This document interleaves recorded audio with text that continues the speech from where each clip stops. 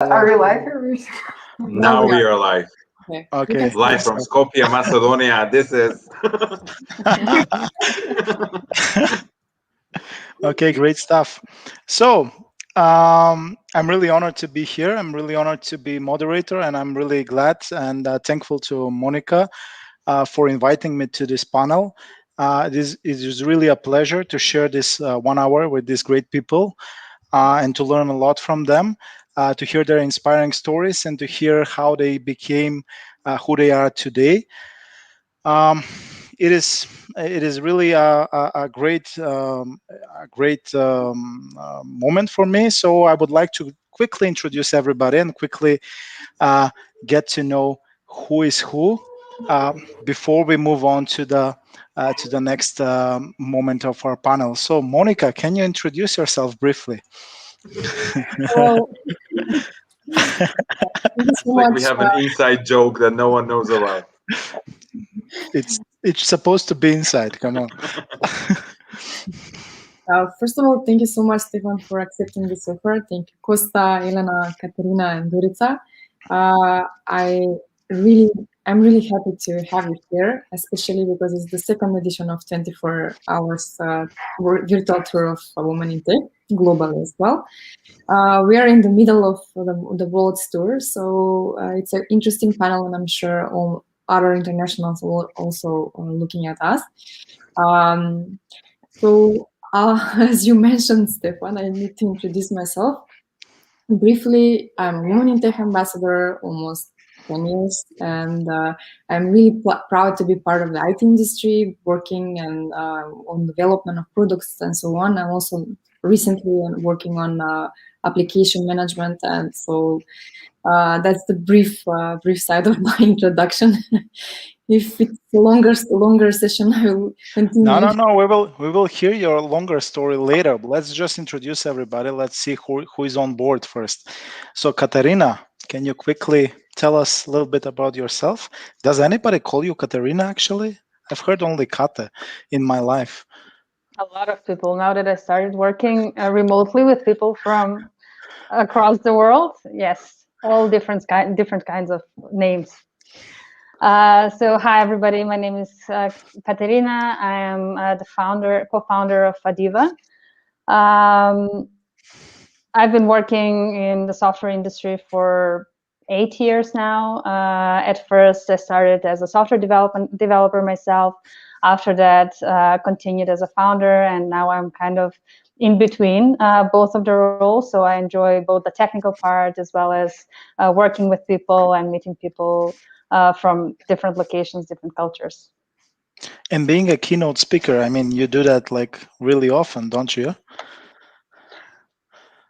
Not Like that often, but 5 or 10 conferences per year, something like that. yes, it's mostly development conferences, and yes, I really enjoy that part. Okay, don't be shy about it. Okay, Costa, can you quickly introduce yourself? Hi everyone. My name is Costa. I am currently the managing director of North Macedonia's Fund for Innovation and Technology Development. I studied politics at the Anglo-American University in Prague, worked in the events industry in the Czech Republic and United Arab Emirates. And then in 2010, I founded P World, which is a creative events agency. Before COVID-19, we were organizing events in 40 countries around the world. Now most of the events are online, but the good thing is, fingers crossed, starting September, October, we're rolling out live events. So hopefully also this event, next time it happens, it will be live, because I love the energy online. I can imagine how it could be like. Okay, great stuff. So we have you here in some interesting capacity as the director of the Fund for Innovations. We will talk about that a little bit later. But first, let's hear a little bit about Elena. Elena, can you quickly tell us a little bit about yourself? Sure, of course. Thanks for inviting me. I'm currently a designer in software product development in the position of UI designer. So I work as a graphic designer in different aspects more than 10 years in the industry. So I switched from visual design to web design, and finally I ended up in product development, which I enjoy a lot. Okay, great stuff. And Gorica Tapanjieva-Sekulovska. Exactly. Yeah, so my story starts with, yes, of course, in Skopje high school and finishing computer science. Then currently I'm based in Lausanne. I came to Switzerland for my master's studies still in computer science. After actually finishing my bachelor studies in Skopje, I did work as a software developer for a couple of years before coming for my master's studies. Then I really liked university, so I completed my master's studies with a PhD, still in computer science. And currently I'm working as a product manager at Nexting. So I'm not developing, but I'm interacting with software engineers a lot. But when you joined the company, they weren't a unicorn. They have become such. Yes. So yes, I'm happy to say that. Yeah, my company is a unicorn from quite recently, from the recent round of funding they got. And how many product managers do you have there in Nexting? Well, the team is constantly growing, so honestly, I need to count them, but it's over 10, I think. Okay. Okay, but the moment you became unicorn, it was less than 10. So you were one of the people that hugely contributed to this success. This is what I was implying, but okay. Yes, of course, but actually everybody in the company one of the team motto is like one team. So yes, everybody in the company contributed to becoming a unicorn. So you cannot really attribute, more success or less success to one person. Team spirit. Okay.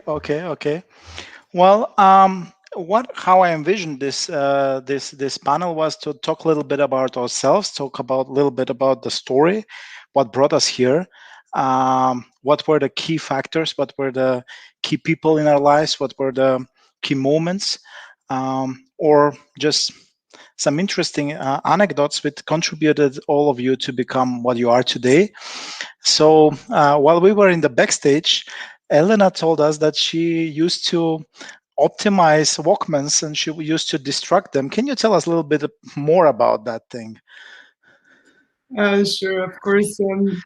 I was talking with you about that actually my whole education is in fine arts, and how I ended up here is actually I found that myself as a child, that I realized that I'm just assembling Walkmans and different small technological pieces, and I always ended up with several screws in addition. Yeah, but also my parents actually show my affinity about technology, so they enrolled me in a course for Visual Basic. We had some tasks there to actually build. How old were you when you started coding in Visual Basic? I think I was around 6th grade. It's probably around 12 years something.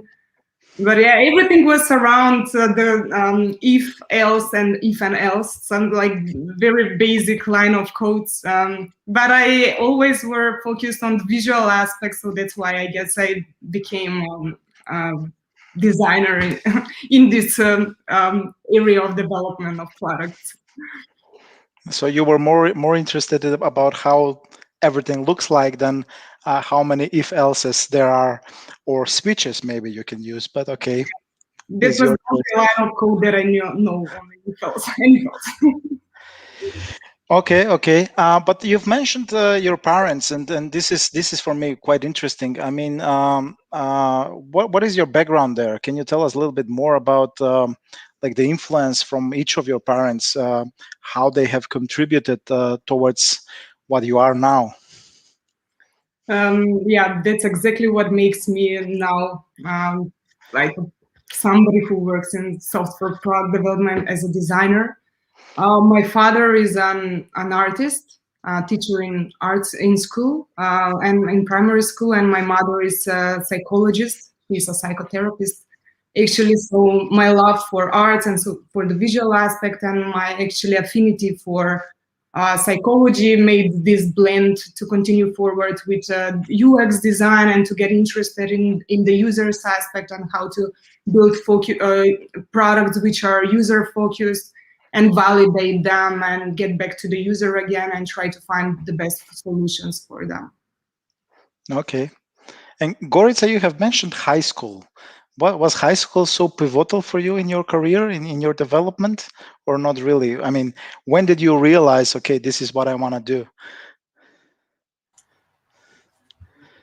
I think, not sure at the career, but I would say on a personal, overall, holistic level, yes, high school was very much instrumental in who I am today, and the teachers there, especially the maths teacher and the teacher for informatics.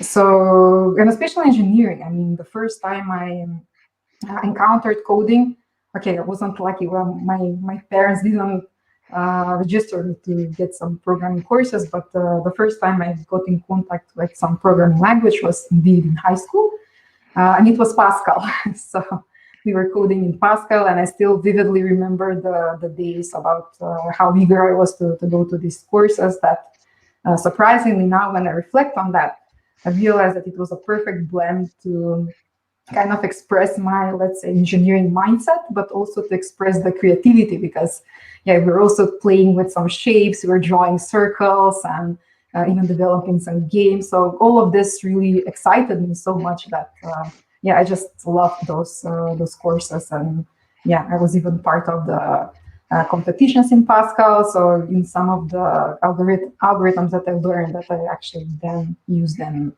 university and in my job, it was really the first time that I got this mindset about thinking. It was really in high school, indeed. I'm kind of interested there. You've mentioned two teachers which influenced you a lot. Yes. Were there female, maybe? Were there male? Indeed, both of them. Indeed, both of them are female. Yes. That's what you know. I never really reflected on that. I never really thought about, okay, who is male, who is female. It was really about which person has an impact on my life. It just happened that I guess they were female. But did you, in a sense, find them as a role models? Because I think I know who you're mentioning regarding maths, and for myself. When I think about it. For myself, my maths teacher was really a big role model in my life. How I built a relationship with other people, how I built a relationship with other employees, colleagues. So, do you think that influenced you a lot, or not really? Gorica, so yeah, when you, yes, I have a bit of delay. I don't know whether it's me or it's you, so I'm sorry for the for the connection. But indeed, yes. When I think about it, yes, I can freely say that they are still role models. So I'm not in so much contact with them in these days, but yes, if they're listening, yes, they are my role model. Okay, thank you.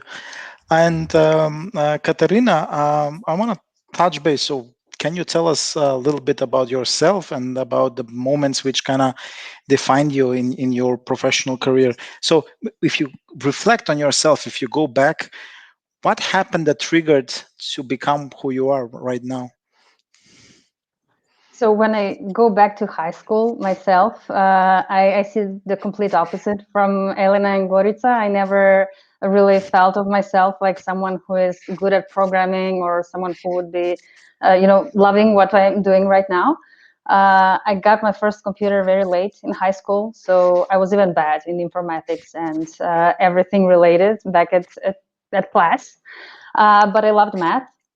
And I think my friends were kind of the first influence there when I was deciding on what to choose as a field to study. So they were very determined that they wanted to study software engineering. And actually, it was electrical engineering back at the time. And what you would think when you say electrical engineering is, I don't know, very at least hardware focused or very masculine. So it never popped my mind.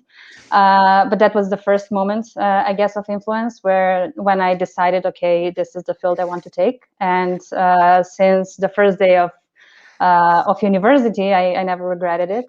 So I think, yes, it was one of those pivotal moments. And then university was for me the part that really shaped me, because I met people that were had similar interests and people that really influenced me over the years.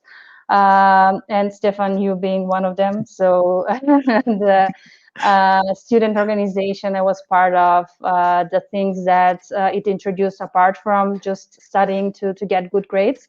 And I guess meeting people from across the world and learning from them since that part of my experience was very possibly contributing to what I'm doing today.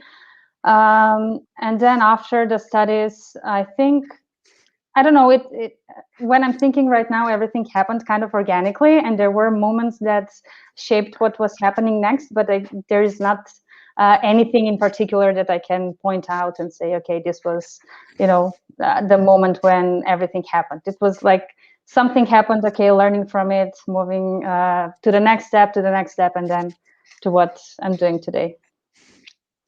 So I want to talk about two things that you've mentioned. First, you've mentioned that your friends influenced you a lot, and that you felt that you're good in maths, but you were not so sure, should you join this university, should you not? If we talk about the numbers in Macedonia, 57% of the students enrolled last year were female, but only 37% were on the best faculty for IT. So why do you think is this discrepancy? Why do you think that it was this feeling that this is a male profession, and why did you felt that I'm capable of doing it? I'm going to do it, even though maybe some people will not see me in this light. I'm able to do this. I think it's the lack of information of what you get when you go there. So when I was supposed to decide, I didn't know what electrical engineering and computer science was about. And my friend was actually influenced by her brother, so that's where we got all the information from. It was from our male friends, and this was around 12 years ago, so things have changed a lot since then. But I think one of the biggest contributing factors is the lack of information and the lack of understanding of what you will need to do or learn or focus on when you start studying or when you start a career in software development or engineering in general. So that's one segment where I think we need to focus more of our attention to touch people who are, on a crossroads deciding what to choose, and then help them understand or help them fight their biases, say that this is not all that is to it. So once I understood what I'm going to learn or what I'm going to work on, that everything is related to all of the other fields that I enjoy, that's when making the decision was easy for me. So having in mind that we are end of May and a lot of students are now choosing this profession, or a lot of 17, 18-year-olds are now choosing what they are going to become, it's a really great timing by Women in Tech, I believe, that this conference is happening in this very moment, because a lot of young people can hear you and can hear your stories and say, well, I have never thought about it. Maybe I don't know enough. Maybe I'm getting my information from my older male friends, and they're not particularly 100% correct. Okay, and Monica, how would you approach this? How would you disseminate this type of information better to these young people? If I have to share my personal story, I would say that people choose based on who they can relate to. So as Katerina mentioned, it's really important to have role models or more informations and so on. When I was very young, I got my passion for technology from my grandfather. I wasn't aware that he was a techie guy or so on. At that time, he seemed like a magician because he was building cars and he moved the cars with batteries and so on. And it seemed like, wow, it's really impressive. And I wasn't aware that that's actually robotics. Like nowadays, it's very famous for that, like robotics. So at that time, when I entered in the most, I don't know if I can say most difficult high school, Kurchagin, It was a math high school. My teachers were really strict. I was good in math as everybody else, but I also loved art. I was really into art, so I couldn't decide whether the logical side or the art side could win. I chose something in between because I wasn't aware that the UE UX profession exists at all. At that time, it was very so. If you go to technical faculty, you will definitely work as a software engineer, but that seemed like a very introvert profession.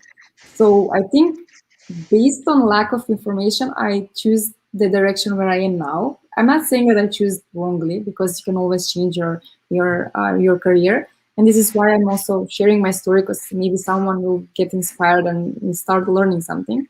The best thing in technology or tech is that as soon as you learn something, there are many available courses and many things now on internet, and most of them are practically free.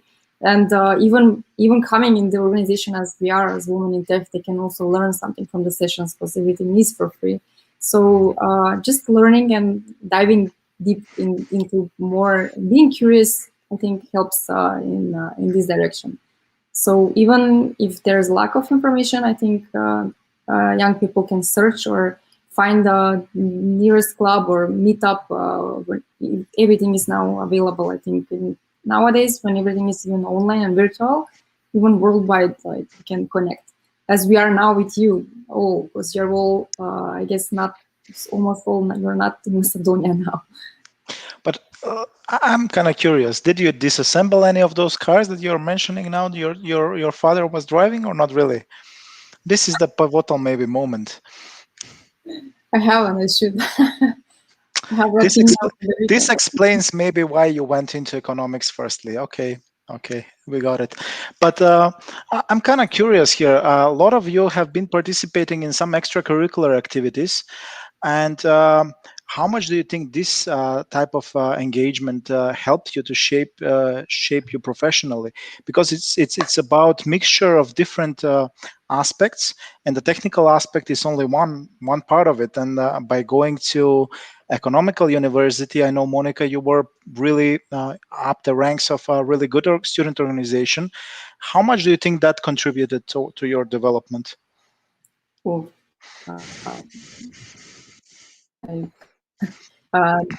seriously a lot. Like I think it's very important to go out of the box, meaning that international organizations, as they are, they have many different kind of positions. They can kind of push you to experiment with different kind of action projects, so you can see what you're really passionate for. So I think everybody should use the organizations to experiment, to see and find their true passion.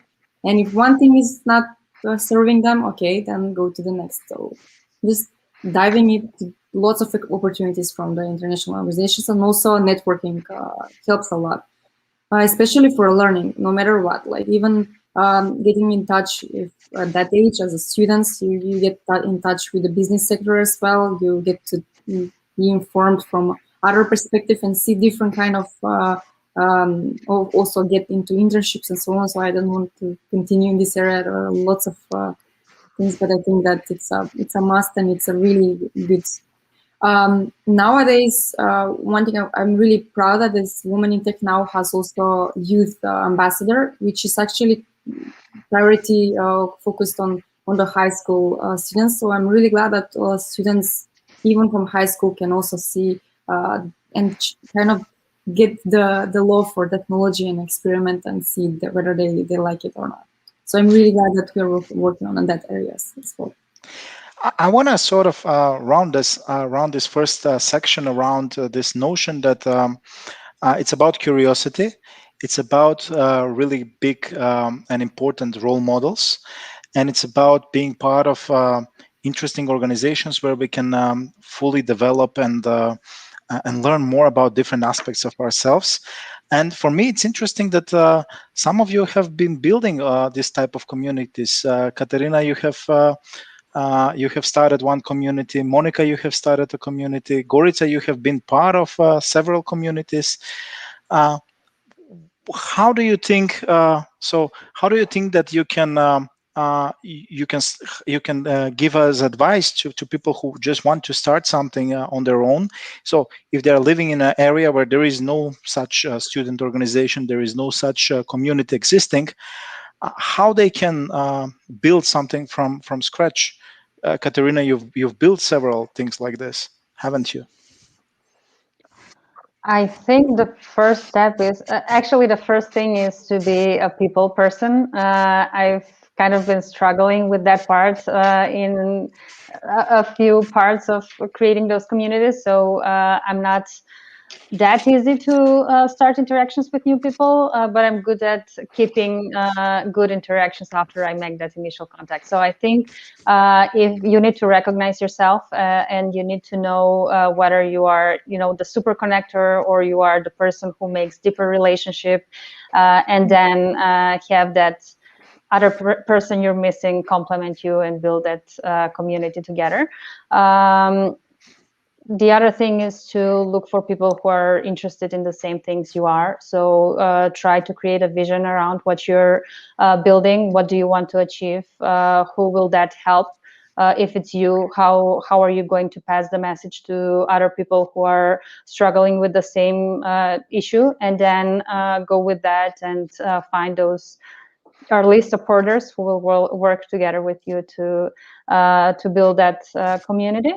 And after that, people just follow. They will notice you're doing good things. They will, if they identify with it, they will join.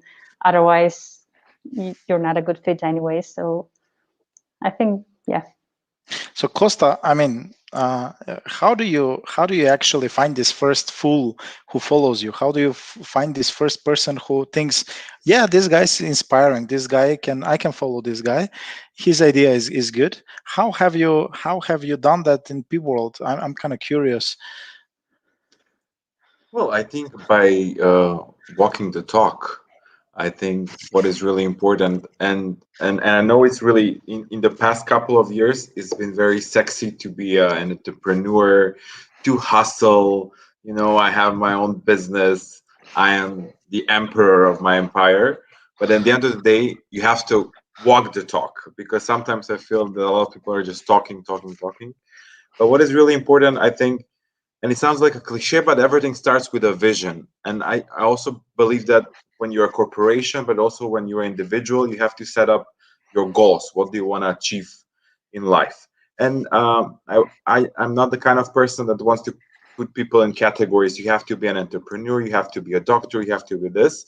I think you have to create your own definition of success and work slowly, step by step, to make that vision a success. And of course, a lot of challenges will come on the way, and a lot of tests, and you will ask yourself, am I doing the right thing? But if you're an adventurous person, I think this is very important, and you will understand that the challenges are actually full of lessons. Because like when I go back to why I started my own business, I started my own business because I didn't have other option. I lived in Dubai. The financial crisis happened. The life that I had was destroyed because the whole financial world collapsed. I had a little bit of money. I couldn't afford to stay in Dubai. I knew events. So I was like, okay, I'll go back home and start my own business. So if that negative thing didn't happen, I would probably still be working for a corporation in Dubai.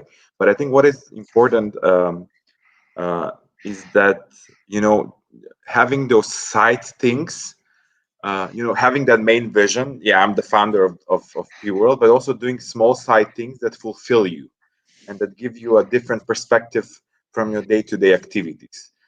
So for me, for example, writing books, or now started writing songs. You just have to find little things that detach you from your day-to-day normal life and just give you energy to do what you're supposed to do in the normal activities.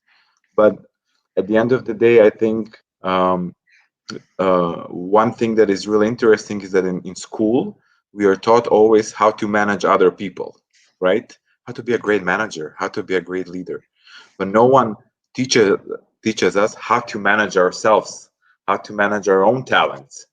Because I think everyone has a unique talent. You just have to find it and manage it really, really well.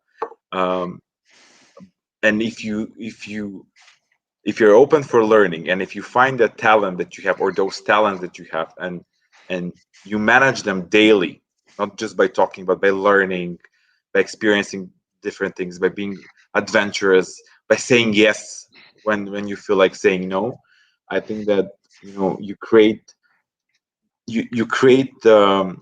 something that initially maybe exists only in your head, but when it's reality, I think people can notice that. I think we can notice between ourselves when there is an energy or where there is no energy, when someone is happy or it's not happy. Again, like, initially when you start your own business, you read a lot of books to inspire yourselves. But I think what is really important is to use successful people, to use motivational books just for that, to motivate yourself. But at the end of the day, I think you need to create your own personal story. And I think that once you create your own definition of success, and once you work daily towards that success, I think people will notice you. Because at the end of the day, if you want to be successful, you have to surround yourself with the right people. You can be the most talented person, you can be the smartest person, but if you're surrounded by, pardon my French, assholes, there is no way you're gonna make it in life. So that's why I'm happy if I have one honest friend in my life, and if I have really good employees around me, really good colleagues around me. So once you have that, I mean, success is inevitable. So The, how what to you find say these people, actually, sorry. how to You're find asking. these people? I'm kind of curious. Okay. Well, for me, it's really what you're saying really resonates with me, but I will say it in a bit of different words in the way that I perceive it. You will And for not use me, French. no, oh, really, I do know, but not in enough level. Uh, for me, the way I would say that maybe that was crucial in my success, and also when I reflect in my life, it was, I think that at each moment in life, I really did what I loved. And I think I was authentic to my true self. Because I think, and also in the way you can build communities, if you're really authentic in all the relationships, actually the good relationships will follow. It will come naturally, organically. So you don't, for me, I was more opportunistic. I'm not sure I really had a vision about where I wanted to go. I just knew maybe at the moment what I loved doing. In high school, yes, I loved really playing around with Pascal and doing some, stupid little things. And, in the interactions with people that, for example, we were preparing for these programming competitions, it was nurturing also my authenticity. And it's really now ingrained and it's part of me, and also the teachers as well. When I went to the university, it was something else. When I came for to Switzerland for my master's studies, I kind of switched from, yes, pure engineering, especially in my PhD studies. I was really focused, okay, I think something that inspires me, that motivates me as a person is really to help people in their daily lives. And not only, I know it might sound cliche, but my thesis was around IT service management. But I really looked towards the lenses of business services, and really how you can do things. You can offer a service, do something else without the person really handling all the details and etc. And really, I'm really happy at the place where I'm at now, in the company where I'm at now, because that part of authenticity, like truly wanting to help somebody and really being human-centered, is part of the company mission. It's like delight people at work. So really, when I think about that, I mean, the path that I followed was, I think, really a path towards finding what is your true authenticity. And I want to reflect a bit on the conversation that we had beforehand, that we're kind of always inviting people, come to tech, come to engineering schools, and etc.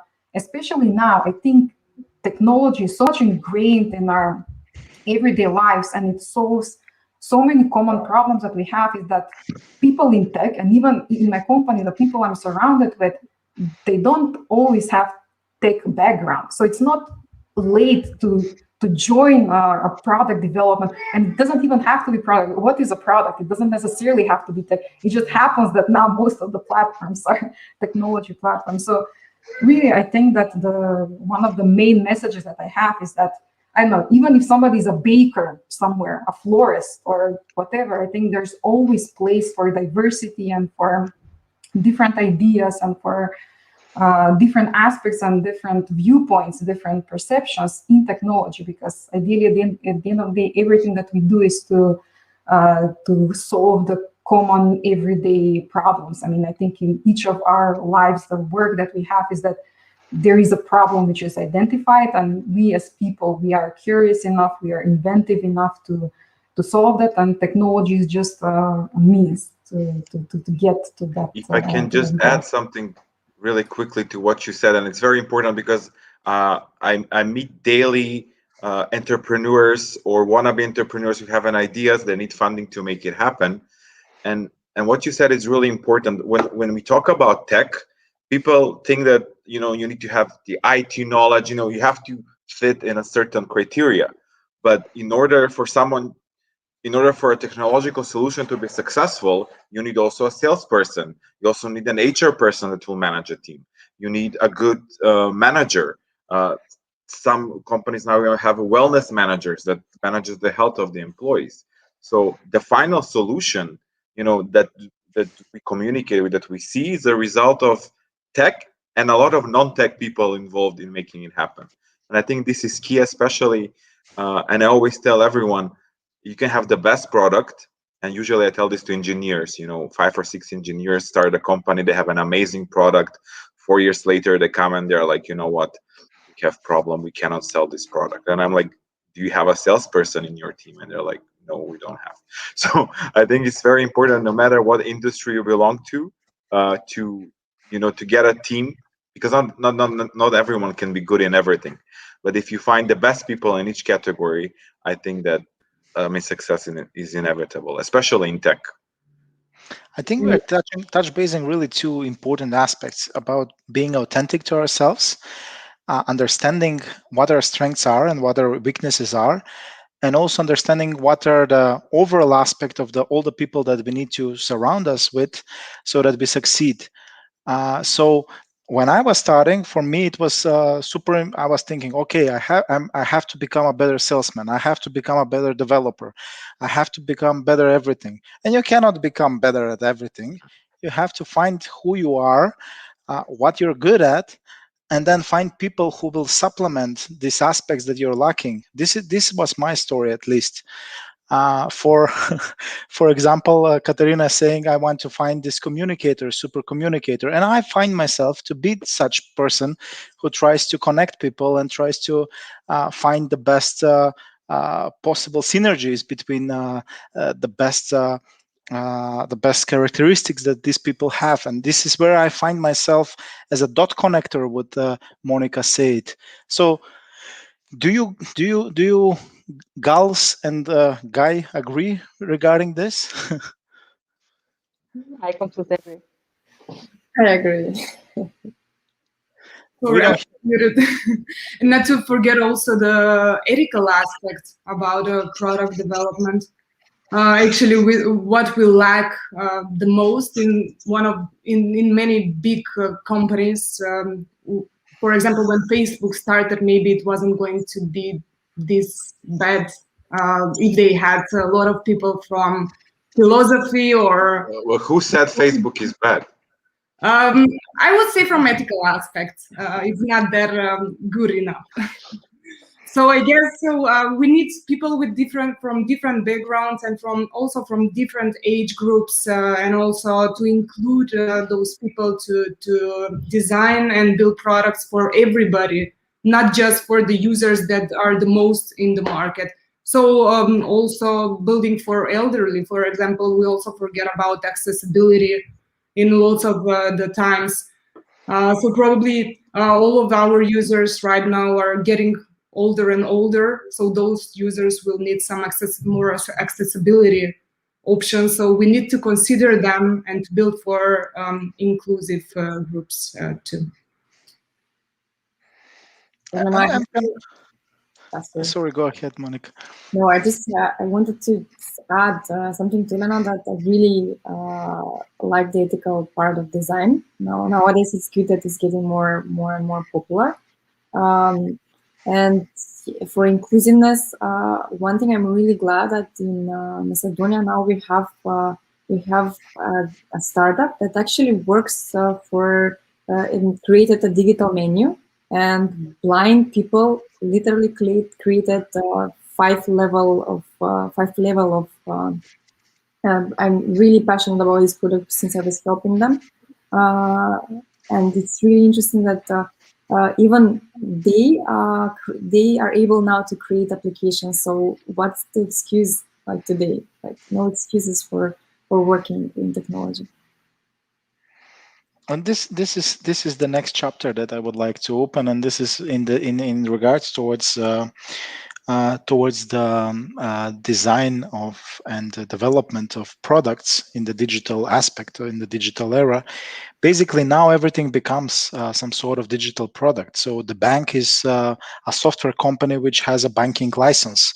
So everything now, even the baker that we are mentioning, is slowly turning into a software and IT company, because a lot of aspects of it are getting automated. A lot of aspects of it are getting online, and how we are going to accustom to this way, and why I believe that there are a lot of aspects that female have to offer, and being authentic to themselves, they can bring really great aspects of this product development side. In my own company, I'm blind for certain UX aspects. If I didn't had product owners who were pointing out aspects of the whole UX experience to me, I would have been like half the company that we are now. So Gorica, being a product manager, what do you feel that is your, how to say, advantage?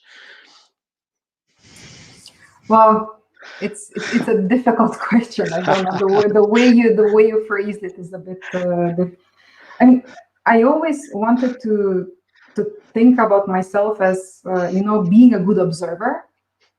So because it's really sensing what are the people's needs, and then really putting on the analytical hat and taking all this data, and then out of all this information make an informed decision that will shape both the design, the development, and also the engineering aspects behind. So I think that for myself, at least personally, and again, as I said, being authentic to myself, even as a child, I think people would say, I remember what you said then, and I've noticed that you were wearing those kind. I'm really observant. I really notice things that people don't notice, and I think this is where my biggest strength is, because then I can really shape what I'm doing in the best way. I'm not sure this answers fully your question, but. I want to touch here how related this is with empathy, actually. It's very much related, because usually, with empathy is that you need to be empathetic to really notice what is the root cause, what is the real problem you want to solve. Because as I mentioned, tech is only there as means to deliver the value, to really deliver the solution. And we're very often focusing on, doing the best shiny solution tech, it's the best algorithm, the best technology. No, maybe even sometimes, I'm sorry for saying this, but maybe even the UX is not, if you're really solving the right problem, even the UX is not the thing that you need to focus on. You can have the best UX, but if you're not solving the right problem, you're not. So it's really always around human centricity. What is the human problem behind that? And then tackling it. And to discover this, of course, you need to be empathetic, you need to be observant, and have this, have a certain way of seeing the world, seeing holistically the world, not only one aspect of that. Yes, it's called Women in Tech, and as I said, tech is there, but it's like seeing every aspect, being observant, and then trying to solve this problem in the ways you can. But this is also very important in communications. And if you follow the big brands that we admire, that are doing really good work, and that we are buying their products, in their campaigns, in their communications, most of them are moving from product promotion to solving a problem of the target audience. So, and I think this is key for all entrepreneurs when they start their business. If profit is your only goal, you will probably fail. I mean, 1 or 2 years you'll be successful, but afterwards you will go bankrupt. But if you really understand your target audience, and if as a company, through your products, through your work, you are first of all understanding your customer base, but also engaging with them and solving their problems, and empathy is key there. Again, success is inevitable. And I think also, Stefan, you mentioned in the beginning, leadership, inspiration. How do you get followers? I think empathy is key, and you will notice those leaders that we are attracted to and that we tend to follow are those that have empathy. I mean, I'm sure, none of us here would say that Donald Trump is a great leader and will follow him. So there needs to be a level of empathy present in the person, so you can connect with them on an emotional level, because otherwise it's just technical. And I would rephrase it a little bit. It's not only about the empathy, but it's also about uncovering the core needs of the users as humans. So probably we would need to be focused more on what they want, what they feel, how did they behave in certain situations. Yeah, but definitely Donald Trump doesn't belong there. And in the world of analytics, Elena, in a world where we try to crunch the numbers regarding understanding empathy and understanding the users, how important is to actually talk to the real users in a real setting while they're using the product, and catching up maybe a different type of vibe? Yeah, definitely the most important is to engage the user as early as possible in product development.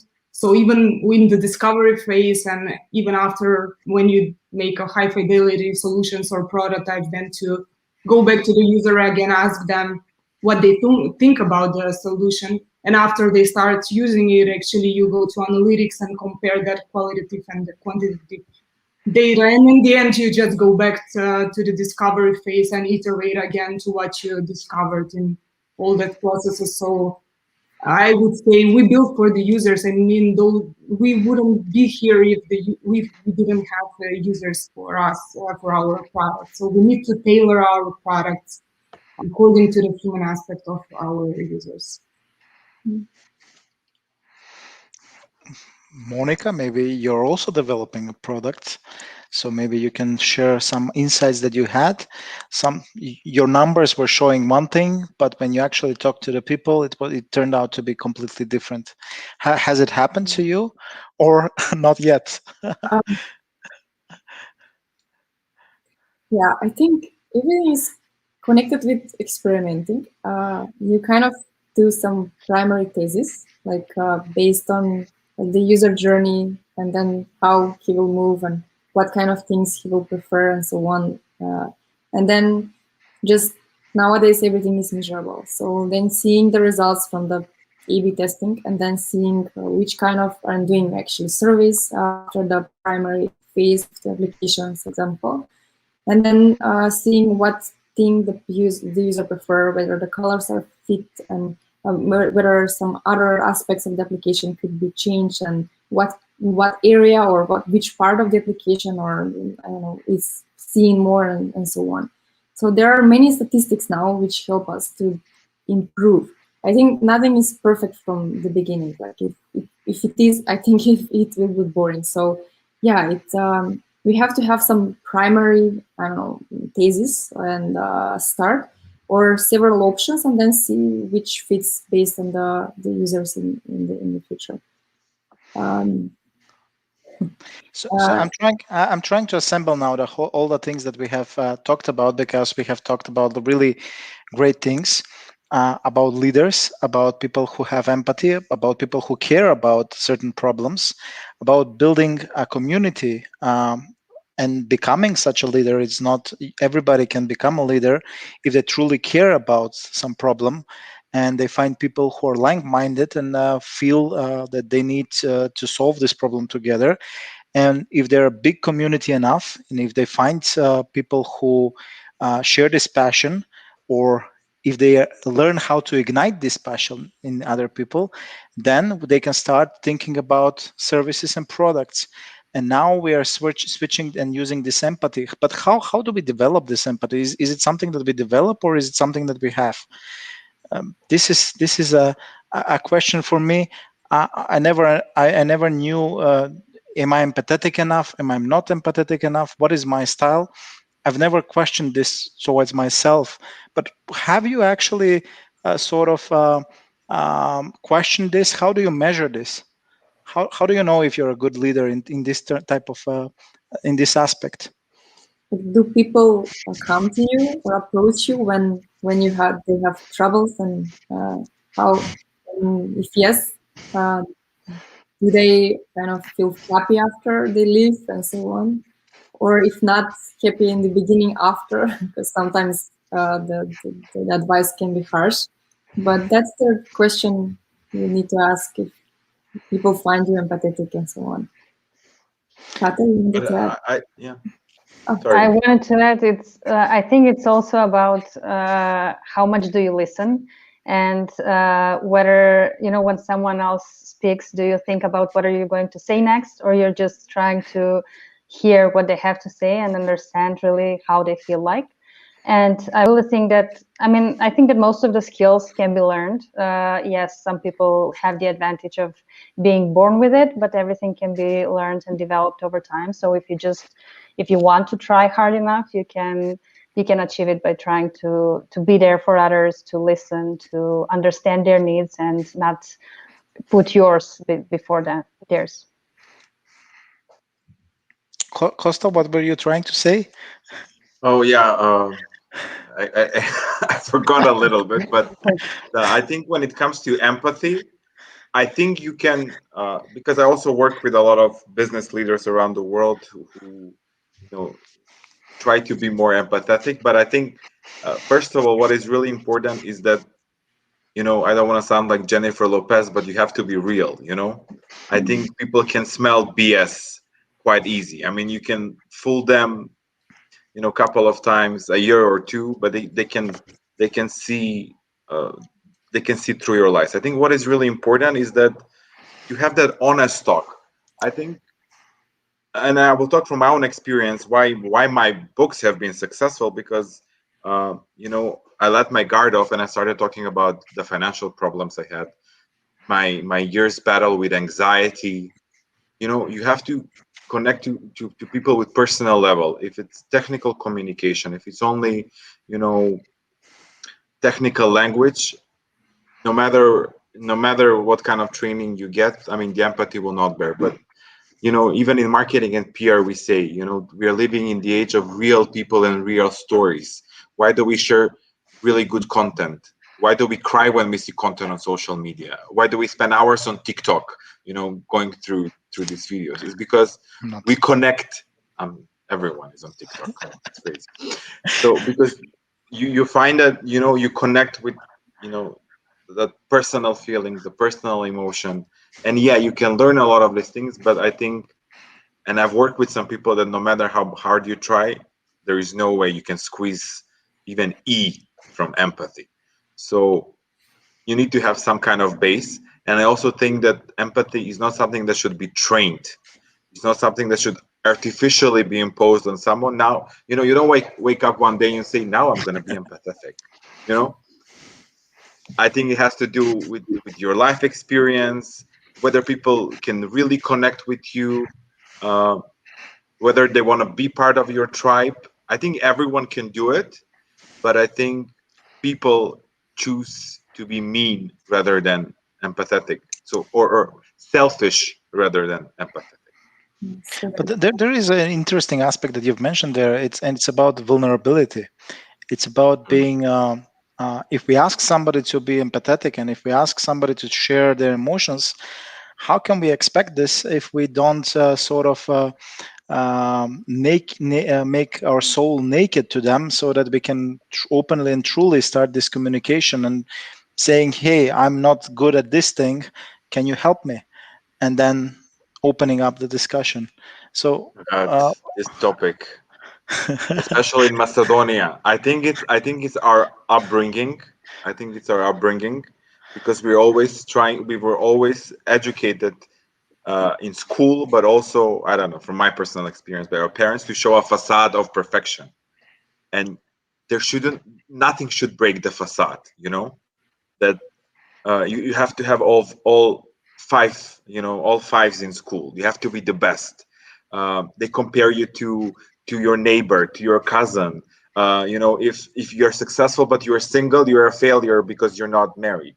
Uh, if you don't buy an apartment you're renting, you're a failure because like any normal person needs to buy an apartment. And I think this is key. And I don't know if you will agree with me. What makes a leader and what makes people follow you is when you don't give a beep of what people think about you. So once you move away from this, I think you've made it. And this is the hardest thing because we are all you know we all want to be loved, but not everyone can love us. But if we learn this lesson, and for me it's a learning experience, every day, I try not to attach myself to the positive things but also to the negative things. But once you go through that barrier and you push that border, I think then you have nothing to hide. You tell things the way they are, and some people will like it, some people will not, and that's fine. You will create your own tribe.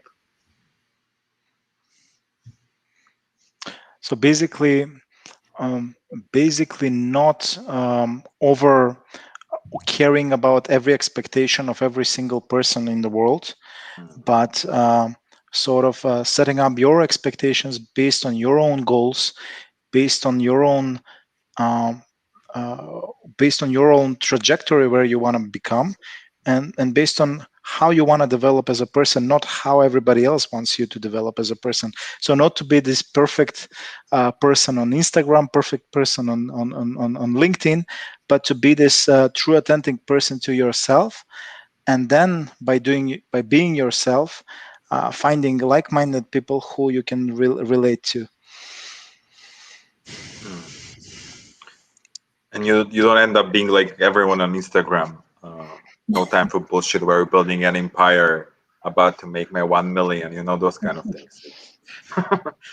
Be But unique. it takes a lot of bravery to do so. It takes a lot of bravery. It's not a simple thing to do. Of course, because we want to be part of a pattern. And once you're out of the pattern,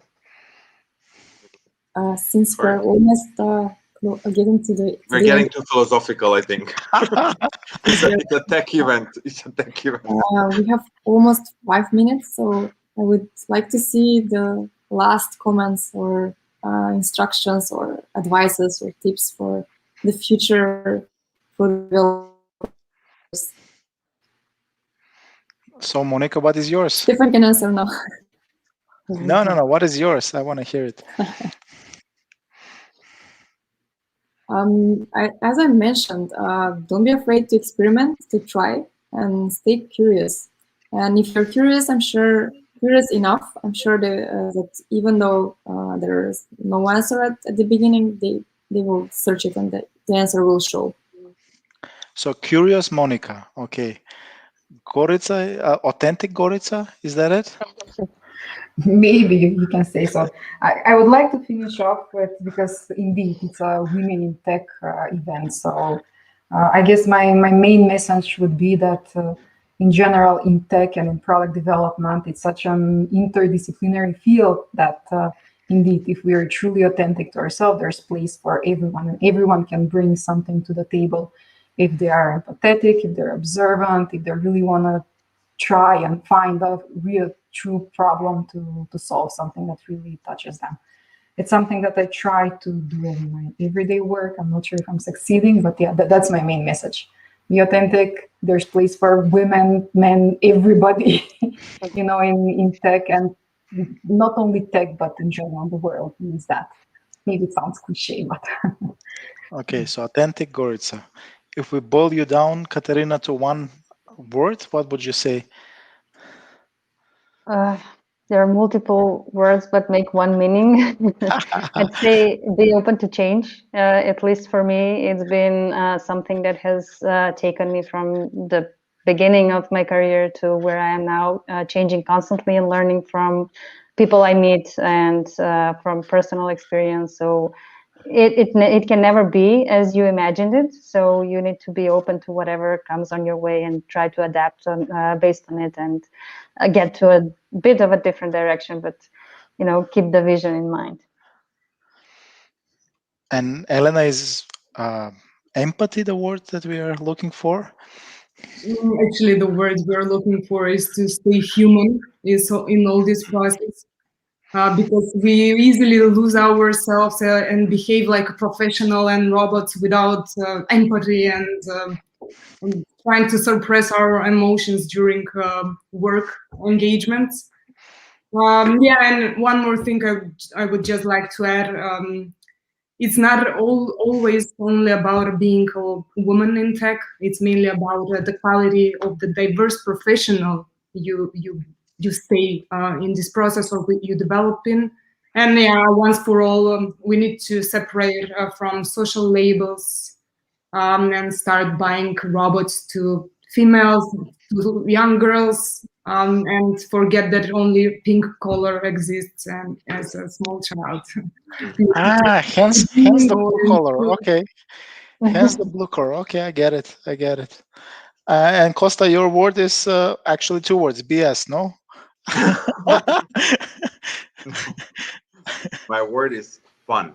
I think you should have fun and enjoy the entire process, because one thing I believe in, our professional successes or failure do not define us as a person, we are much more than that. So really, just we'll all die at the end.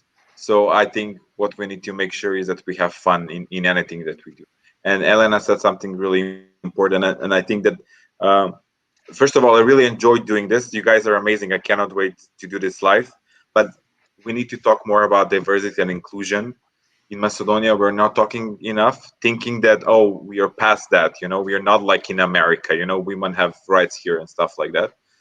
But we need to focus on education. We have achieved a lot of amazing results, but we still have a lot to do. And I agree that we need to move from these stereotypes. Pink is a color for a girl, blue is for a boy. I think really we should just let everyone be whatever they want to be.